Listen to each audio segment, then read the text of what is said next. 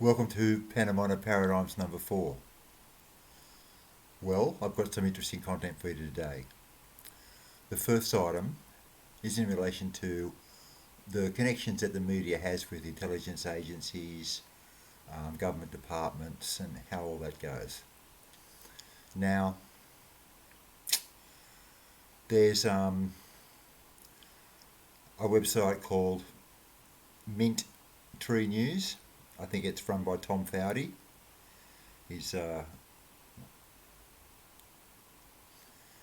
He's a well-known critic of the Empire, but nevertheless, he put me onto the article, and I'm going to show it to you now.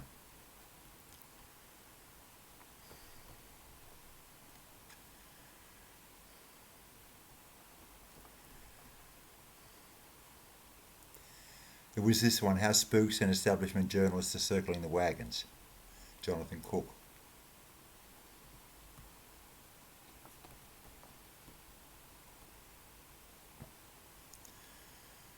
All right, let's go to the story.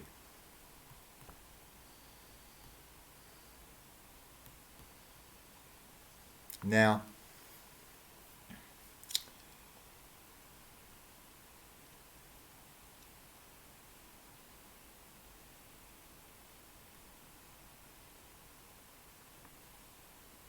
the story was talking about contemporary United Kingdom affairs, but the article talks about Bernstein, of Woodward and Bernstein, who did a mammoth investigation for Rolling Stone in 1977, exposing the collusion between the CIA and journalists.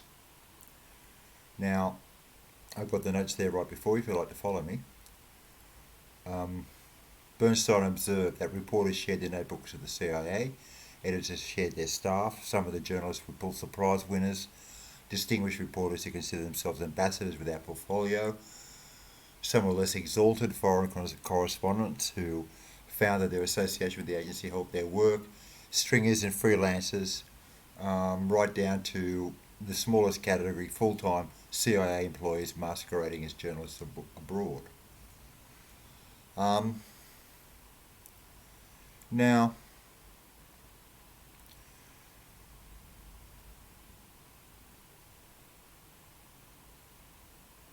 the article makes the point that there was a wider CIA covert operation, an information war known as Operation Mockingbird. And this has great parallels with today. The aim of Project Mockingbird was to conceal the agency's covert or illegal foreign operations, such as Iran and Guatemala. So, to achieve these deceptions, the agency had investments in a large number of newspapers and TV stations around the world, and even covertly set up its own media outlets. We had at least one newspaper in every foreign capital at any given time, he said. Foreign outlets meant the CIA could manipulate more convincingly the domestic news agenda, and the outlets had names like Tokyo Even News and Chile's South Pacific Mail. Once the articles appeared, news agencies like Reuters and Associated Press could be relied on to pick it up and spread the CIA's information around the world. So the agency could quickly turn the world's media into its own echo chamber on any major topic.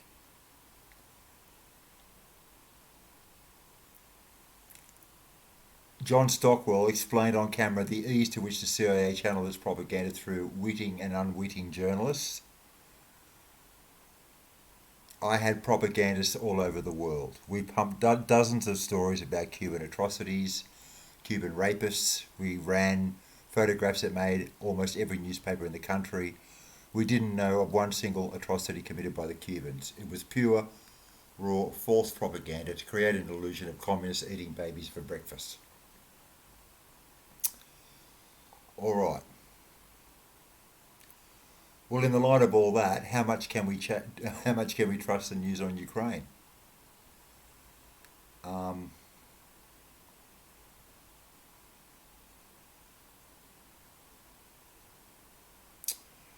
Now, the only stories that appeared in the media about Ukraine prior to the war, on my experience, were related to the instability of the Zelensky government and allegations that radical nationalists were taking charge.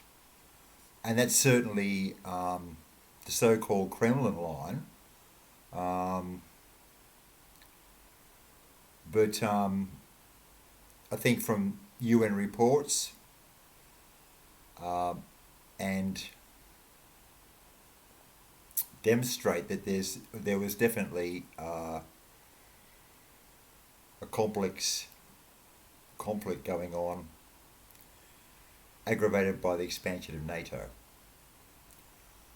Whereas from the reporting on the wall, you would conclude that the war broke out yesterday when Putin suddenly decided to attack Europe. And having failed to reach Kiev, he's now losing and or something. It's not quite clear. Well, without talking about the current military situation in Ukraine, I want to move on to what I consider the blockbuster of the item. Now, when I was researching the history of fascism in Ukraine, I came across the Palmgrave Encyclopedia of Imperialism and Anti-Imperialism. Here it is here. Right here.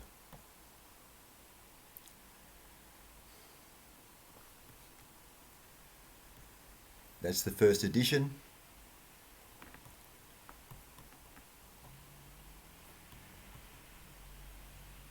That's the second edition.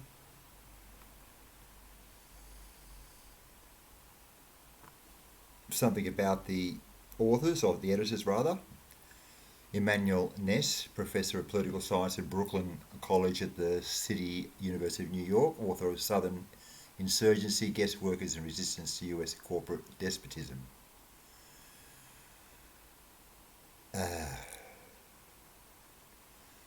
And he's also the editor of International Encyclopedia of Revolution. And with his co-editor, Zach, a quarterly periodical journal of Labour and Society. So you would guess that these guys go right back to an academic tradition that's sympathetic to the left, which I think is perfectly legitimate. Anyway, what makes this dynamite is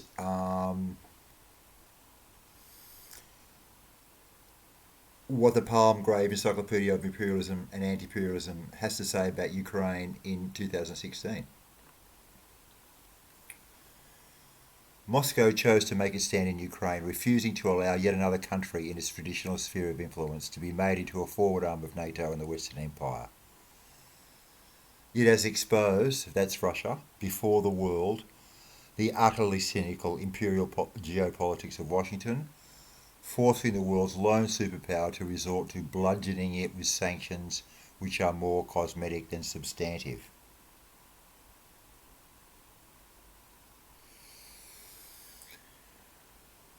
Well, that's pretty amazing. So he's talking about from the perspective of Africa, Latin America, Asia, not the Western perspective.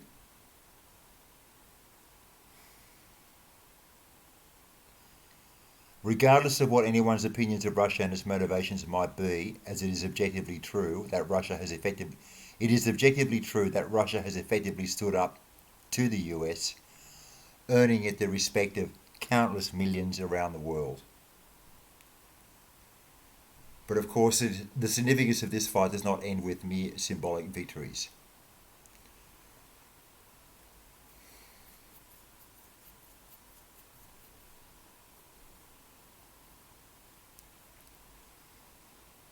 Then the article makes references to the rise and falls of empires.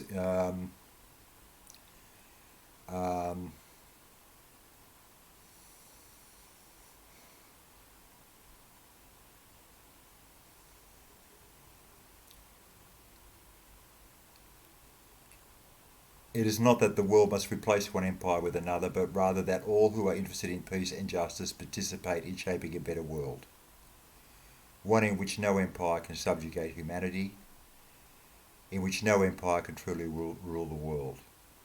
Perhaps it will be Ukraine that, in the final analysis, becomes the Waterloo of the Western Empire. So, the Palmgrave Encyclopedia of Imperialism and Anti-Imperialism, 2016, these guys are saying Ukraine's a big mistake. Well, I think they're probably right, but I won't talk about that just yet. Now, a lot of people have a very, we've been propagandized to believe that Putin is isolated, that he's mad, that he's sick, that his actions aren't rational. In fact, there's no evidence to suggest that's the case. Let's go back to what the encyclopedia says.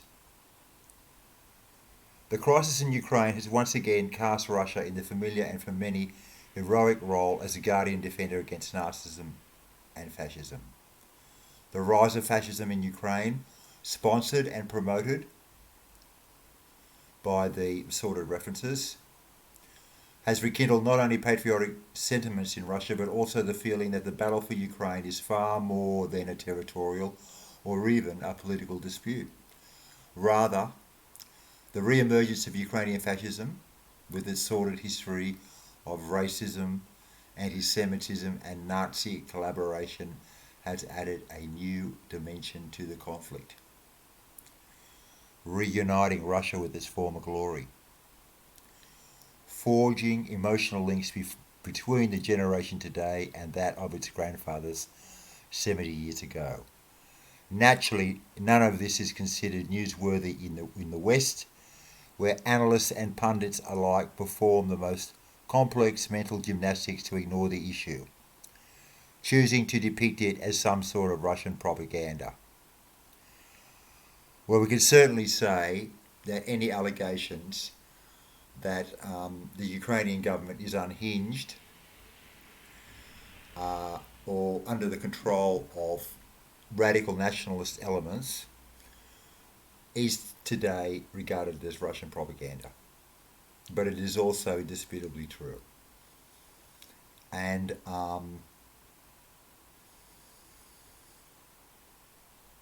now,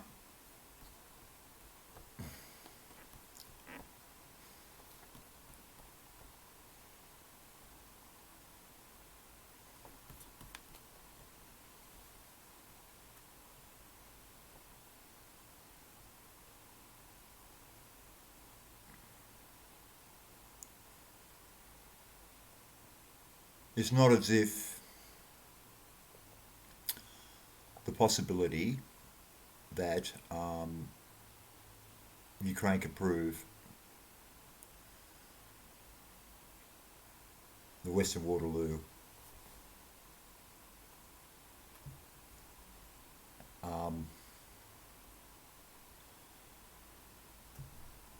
and that's it for Paradigm Pantomime number 4, Kari McKern in Sydney. My opinions are my own. I make them as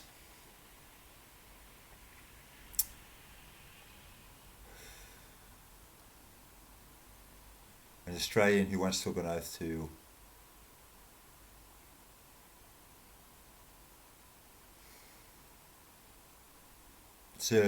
serve the Australian people without fear and favour. Alright, that's it. Goodbye. See you next time.